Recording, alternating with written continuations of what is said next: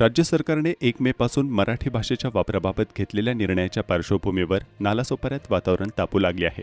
शहरात यावरून 2 मतप्रवाह दिसत असतानाच महाराष्ट्र नवनिर्माण सेनेने मैदानात उतरून मराठी समर्थनार्थ विशेष मोहीम सुरू केली आहे. मनसे कार्यकर्त्यांकडून शहरातील रिक्षांवर "मी मराठी बोलतो, मला मराठी समजते, या माझ्या रिक्षात बसा" असे स्टिकर्स लावण्यात येत आहेत. विशेष म्हणजे अनेक हिंदी भाषिक रिक्षा चालकांनीही स्वइच्छेने या मोहिमेत सहभागी होत मराठी शिकण्याला आणि वापराला पाठिंबा दर्शवला आहे. महाराष्ट्र आमची कर्मभूमी आहे, मराठी शिकण्यात अभिमान आहे, अशी भावना अनेक चालकांनी व्यक्त केली. दरम्यान मराठीचा सन्मान राखण्याचा इशारा देत मनसेने आक्रमक भूमिका घेतली असून शहरातील या भाषिक वातावरणाकडे आता सर्वांचे लक्ष लागले आहे.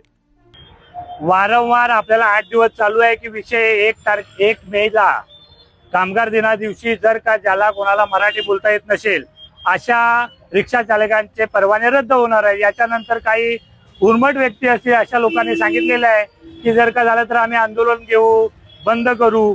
याचंच उत्तर म्हणून आम्ही आज या ठिकाणी आमच्या रिक्षा चालक आहेत त्यांना समज दिलेली आहे की तुम्हाला काय करायचंय तुम्ही ठरवलं पाहिजे आणि त्या दिवशी रिक्षा बंद होता कामा नयेत. शासनाने भले किती वेळ दिला असेल तर तुम्ही महाराष्ट्रात राहता, तुम्हाला मराठी आलीच पाहिजे.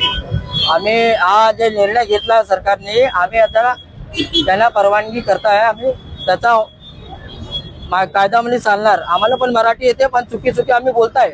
आम्ही रिक्षा जेवढे रिक्षा भाव आहे ना ते लोक पण चुकी बोलताय असं नाही. तो बोलता समोरचा माणूस बोलताय ना तर आम्ही पण बोलतात.